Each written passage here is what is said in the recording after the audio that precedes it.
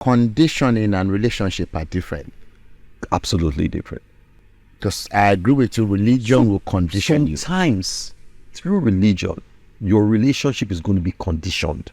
You know, the law that was given on to Moses, you know, the law was not one law.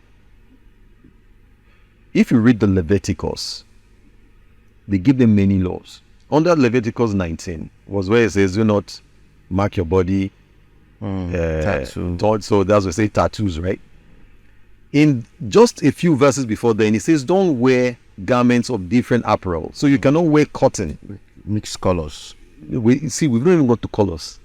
You cannot wear linen on cotton based on instruction from God.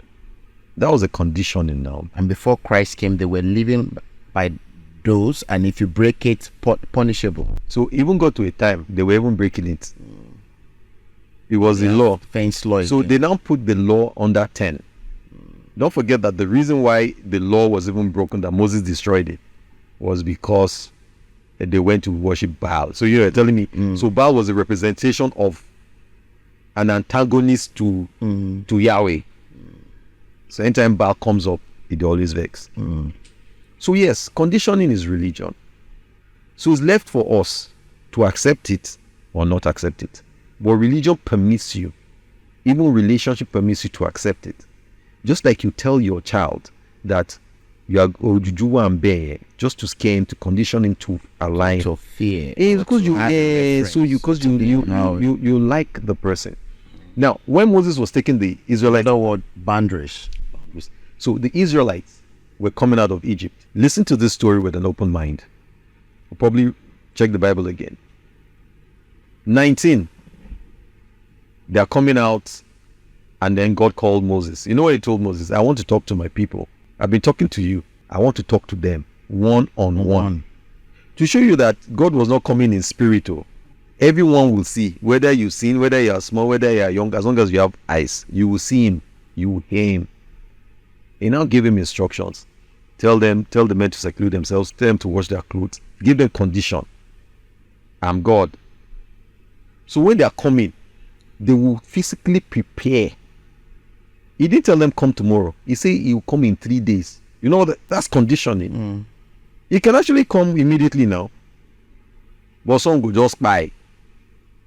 You understand? The shock. So he conditioned them for 3 days. He now said when he's coming, he will blow a trumpet or horn. May I believe in the horn? That when he's coming, they should now come to Sinai. He now gave them conditions. He says, when you come to the mountain, do not touch the mountain. Don't go near it. Just observe. You understand? Yeah. You know what he told them? He said if anyone touches the mountain, they will be shot through. Shot. So he told them. Shot. That's a physical condition. Strict one. I will shoot you. Maybe with a bow and arrow, maybe stick. Shoot. It's there in the Bible now. Now, they eventually came. Like the Ark of Covenant. You touch it, you die. You die. Instantly. So guess what? You enter the holies of holies without following the rules, you die instantly. Guess what? Third day, as promised. They said it grew louder. As he was approaching, it grew louder. So he obviously passed over their camp and now went to rest on the Mount Sinai. Then he now told them they can now come. That's conditioning. So they would be seeing him from far. They will not be coming. So me, I just imagine. So permit me. Me, I'm imagining is a spaceship. Like Elon Musk when he lands with his SpaceX. Even sometimes, I know it's crazy. Sometimes I begin because I know they're hiding this alien thing. These things are real. They're not aliens. It was but was a being that would fly. Find them for a scientific gain. Yes, but they call it alien. But I think it's much more than that. It's still the same. They said there was fire now coming from his exhaust. Now you know why I say that? God said there is nothing new underneath the heaven. Nothing new underneath the heaven. Because you actually saying a very important point, and I know it's debatable to most of our friends out there. But these things are true too. See, these are the things Because you still hold your thought where you were saying when you landed like on the Mount Sinai and all that too. Because you know what? With all these things, why is this knowledge very important? Okay, I know Solomon said, too much knowledge, too many troubles. I understand. But again, lack of knowledge too is not good enough.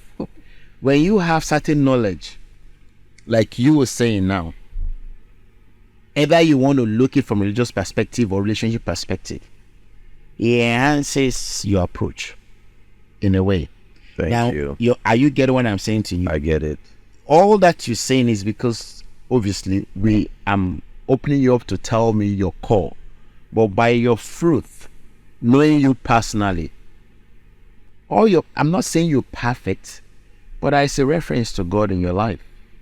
You have a deep reference to God beyond. I now understand God better. I don't understand beyond any definition of classifying you under a particular church or saying it's one person that made him like this or one denomination. A personal knowledge, because all what this would do, no matter how deep you go back into it, one thing will be the output. It will make you come in how of who this God, because we're talking about something that we know we are not. If you were saying, okay, I am the God you're talking about now, so what? But you're talking about there is something out there bigger than what we think it is, and more wider. And oftentimes you will say, like the heavens is far from the earth. So I will say all these things you're saying fit in that box. Like the heavens is far from the earth, like the east far from the west. So my ways are not the ways of man. But unfortunately, ordinary man oftentimes want to put God in their own box of what they've known in just 40-50 years as a person without looking back. As we leave this podcast, I'll drop a bomb. Yeah, why my belief in God is so absolute and so resolute, and why I don't have a choice but to honor Him, serve Him with all my might, with all my strength. So I haven't said that story and my own perspective to that based on my own understanding. Yeah. I can understand why things happen and why. So it's clearer to me. You know, it was because of this knowledge that I could understand Jesus better. Same here. Because I could not understand why Jesus kept having problems with the Jewish people. They wanted to stone him now. No one's not tries. They even wanted to, before they eventually killed him, they attempted several times. And it was the same thing he kept saying over and over and over. You know, when someone keeps saying over and over and he didn't change it, he didn't switch, he didn't try and dilute it, it's the same thing. So it now makes me believe those concepts that I didn't believe before. I could not conveniently say cloning before. To me, it was a mystery I could not understand, shrouded in spirituality, where they make it look as if this knowledge is spiritual, is for the occultic. No, it says the common knowledge is even there in the Bible. Okay, this Exodus 19:20 that I'm reading, it was when I now read it again, I now started to have understanding. Maybe it came down, it gave them all those conditionings now. You know what the final thing was? When he started to talk, everybody could hear him. So it's not like from the cloud. It descended from the cloud. Only Moses could go. They will say Moses go to him. Only you. We can't approach him. So it's there now. If they wanted to approach him, the reason why he was like, he came lower. And me, I believe he was using a PA system, because everybody could hear him. And you know, in today's time, yes, but it was what was they didn't know what he was. They just knew he was loud, and that's what scared them. It was there clear in the Bible. They were frightened. They called Moses and says, "It's enough. Don't worry." So this is what brought about the religion, personal relationship with God.